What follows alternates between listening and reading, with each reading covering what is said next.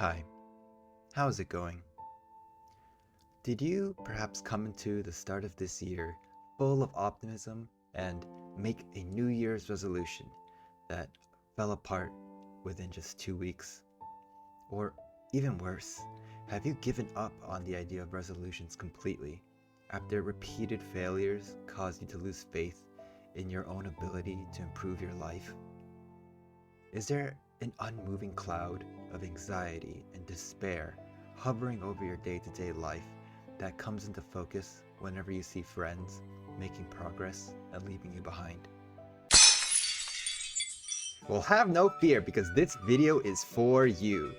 Just follow this simple recipe to cook up a delicious, successful resolution that will help you make that crucial first step towards improving your life.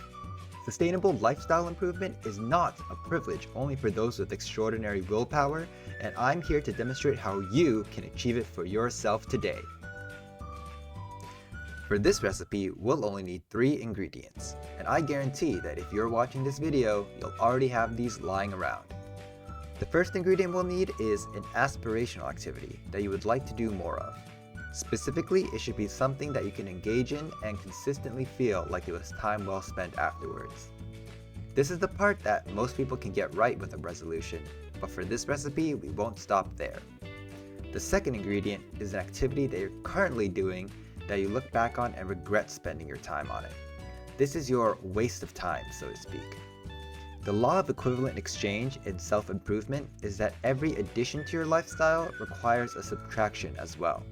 So we will be adding positive habits and simultaneously removing bad habits for maximally efficient serotonin production. The last thing we'll need is a few random willpower bursts. These are the spontaneous spikes of conviction and optimism that you'll sometimes experience when you're up late at night and unable to sleep. Rather than letting these moments of lucidity go to waste, we will actually be putting them to good use with this recipe. With our ingredients in place, here are the 5 steps to implementing a successful resolution. Not doing something is objectively easier than doing something, so we'll start by limiting our time-wasting activity. We'll then take some time to observe what gaps appear in our limitation strategy. We will patch those gaps, and then we'll fill in the time that we used to waste with our aspirational activity. Finally, we'll periodically review our progress to make sure we stay on track. Sounds simple enough, right?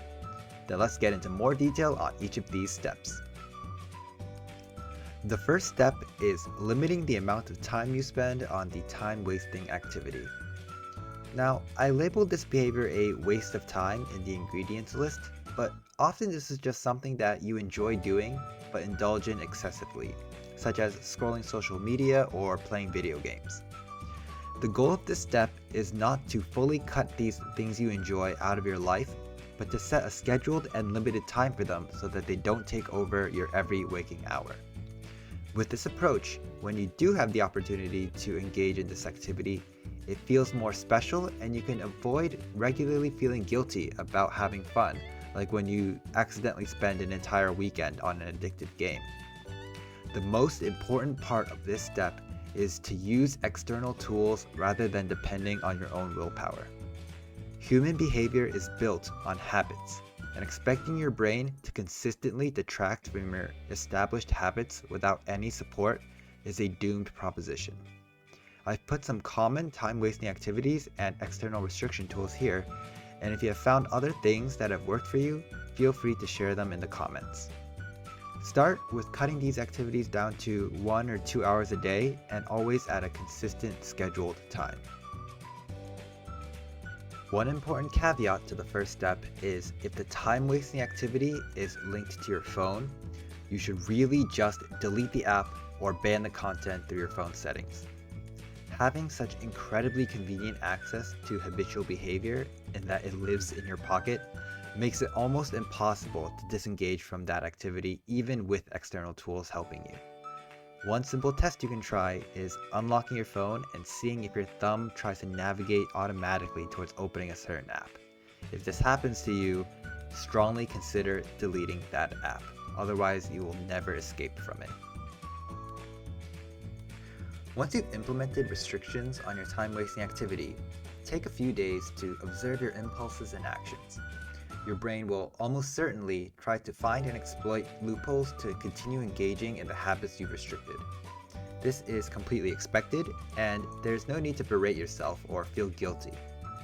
All you need to do at this step is to be honest with yourself and take note of what loopholes you're using. Step 3 is where we'll start making use of those random bursts of motivation. Whenever you get a spike of willpower, do your best to use new tools to patch whatever loopholes you have been using to engage in your time-wasting behavior up until that point. If you had impulsively abandoned some of your original restrictions, also take this chance to re-implement those tools with even stronger safeguards. Many of these tools have password settings, so perhaps have a friend or family member set a password for you. Be aware that it may take a few rounds of patching to remove all of the loopholes, but you need to be honest with yourself and really patch every gap you are currently aware of whenever you get these motivation bursts. After about 1 month, you should get to a point where you don't feel a constant craving for the time-wasting activity and the loophole exploitation by your brain has calmed down. With a significant portion of your time now freed up, you'll probably start to experience extended periods of boredom, which may feel unfamiliar or uncomfortable. You have to allow yourself to be bored. Boredom is the mother of all good habits because it allows the rational, future-facing part of your brain to take over. Whenever you find yourself in these periods without anything to do, remind yourself of the thing you wanted to do more of, your aspirational activity. You will naturally find yourself doing more of it. If you discover that there is a daily or weekly interval that works for this activity, feel free to take advantage of it, but don't force yourself to stick to a strict schedule. Keep in mind that any increase in the amount of time you spend doing your aspirational activity should be considered progress and something to be proud of. Now, even regular daily habits still take around a month of time of constant repetition to properly take hold. And human beings are not robots that can perfectly execute predetermined plans. So give yourself around 3 to 6 months of time after reaching step 4 to establish your new lifestyle changes, but set a deadline for when you will reevaluate your resolution. At that point, you may have successfully set into a new and improved normal day-to-day life, and you can try to start a new resolution. Or you may have drifted away from your resolution but still strongly feel that it is the direction that you want to take your life.